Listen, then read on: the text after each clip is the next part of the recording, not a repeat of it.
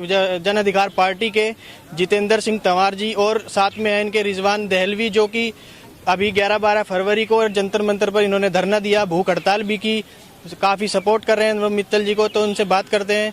Sir, जैसे आप देख रहे हैं कि अनुभव मित्तल जी 1 तारीख से जेल में है, उनकी जमानत अभी खारिज कर दी गई लोकल कोर्ट से, तो आप इस बारे में क्या कहना चाहेंगे, क्यों जमानत क्यों नहीं हो पा रही? देखिए, अभी जमानत तो अभी उन पे स्केम लगाया और डायरेक्ट जो है यूपी गवर्नमेंट की ओर से जो है FIR लॉन्च की कराई गई है और उसके बाद अनुभव मित्तल जी को कस्टडी में लिया और मीडिया ने जो बताया वो करोड़ रुपीज का स्कैम टोटल बताया है।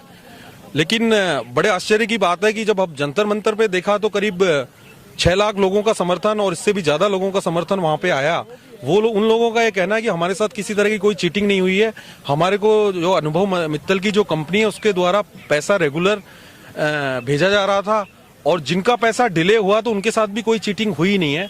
और अभी जितने भी अकाउंट जो सीज किए गए हैं इन्वेस्टिगेशन एजेंसी के द्वारा, उस पर भी जांच चल रही है।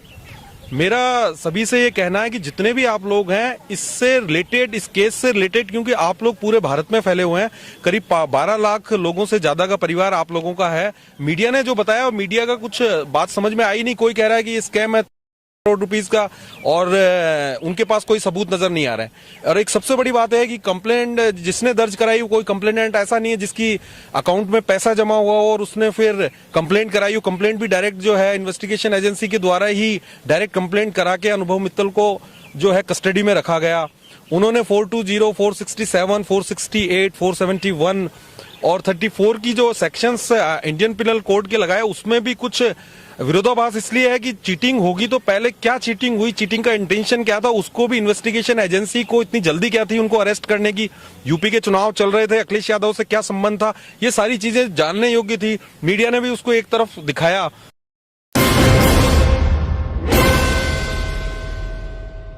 और रिजवान जी, मैं आपसे जानना चाहूंगा, जैसे आपने 2 दिन की भूख हड़ताल की जंतर मंतर पे, उसके बाद भी अनुभव मित्तल जी को जमानत नहीं मिली, लेकिन उसका कुछ असर देखने को मिला आपको? पूरा परिवार हिंदुस्तान से हमारे साथ है, मुझे बहुत फोन आ रहे हैं पूरे हिंदुस्तान से और मैं सबका बहुत शुक्रगुजार भी हूँ। हमारा परिवार ये 12 लाख लोगों का परिवार हमारे साथ जुड़ चुका है और हमारे, मैं तो कहता हूँ कि जो मुखिया हैं अनुभव मित्तल जी, वो हमारे बीच में नहीं है। अभी वकील साहब ने बहुत तफसील से पूरी बात बता दी।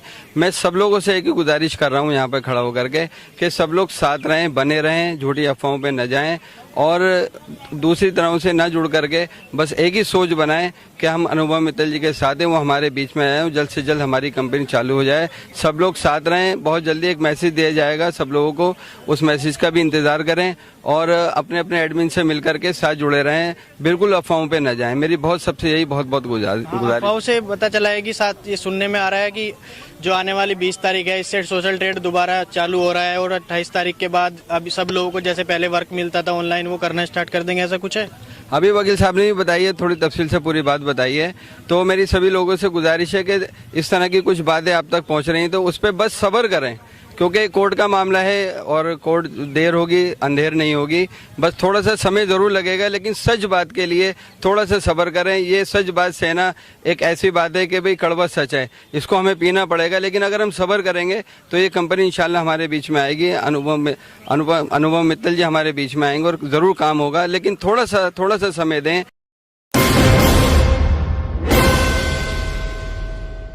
मामला था तो मीडिया को भी ये सोचना चाहिए था कि पहले अच्छी तरीके से इन्वेस्टिगेशन कर लें। बड़े चैनल की भी ये भूमिका बनती है कि अगर कोई न्यूज छापते हैं तो उनके जितने भी लोग हैं उनको पहले हर केस का एनालिसिस करना चाहिए, उसके बाद ही जो है वो केस की न्यूज जो है वो छापनी चाहिए। और केस की न्यूज भी जो छपे या मीडिया पे जो आती है, इलेक्ट्रॉनिक मीडिया पे आती है, उसका भी दोनों तरफ से उनका वर्जन आने चाहिए।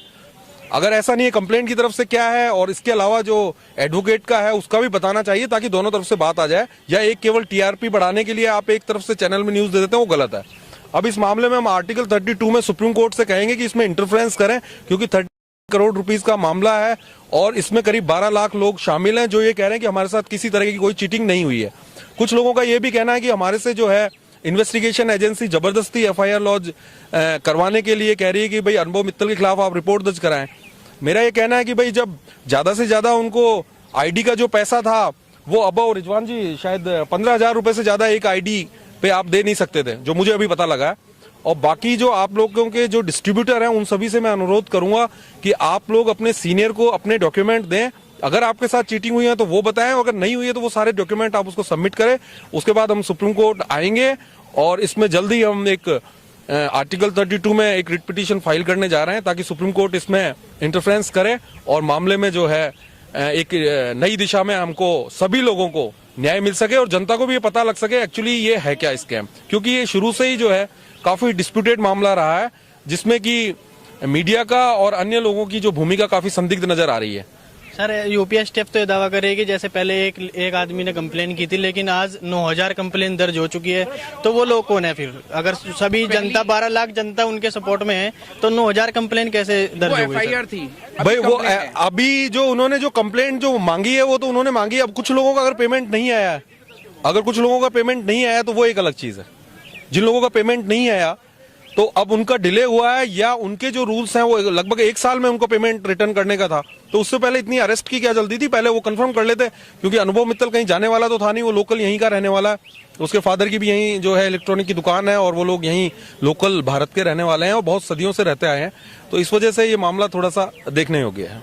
तो जैसे जंतर मंतर पे जो धरना हुआ था उसमें डॉक्टर गौरव ने एक स्टेटमेंट दी थी कि जो एसटीएफ का जो काम होता है वो भाग जाते हैं या चोरी वोरी का जो काम होता है वो देखते हैं, और जैसे इकोनॉमिक का हमारा केस है 37,000 करोड़ का, तो ये इकोनॉमिक विंग देखती है। तो इस पे आप क्या कहना चाहेंगे, ये सही थी या गलत? अब ये इनका जो है शुरू से ही स्टार्टिंग में जो इन्होंने किया, अब ये इन्वेस्टिगेशन एजेंसी का जो शुरू से रोल संदिग्ध नजर आ रहा है। किसके डायरेक्शन पे काम कर रहे हैं, क्या हो रहा है, अभी ये कितना प्रूव कर पाएंगे चार्जशीट में, ये देखना पड़ेगा।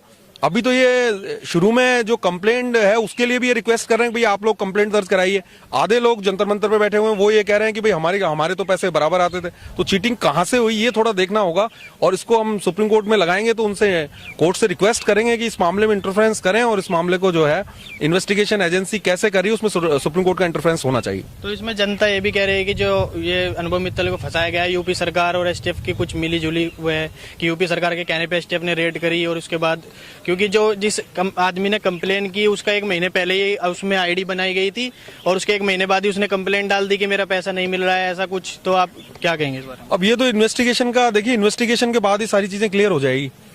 जब इन्वेस्टिगेशन होगा तो ये सारी चीजें क्लियर हो जाएगी कि भाई ये किसके दबाव में, पॉलिटिकली दबाव था क्या था, क्योंकि सारे सबूत जब कोर्ट देखेगा तो उसके बाद सब दूध का दूध और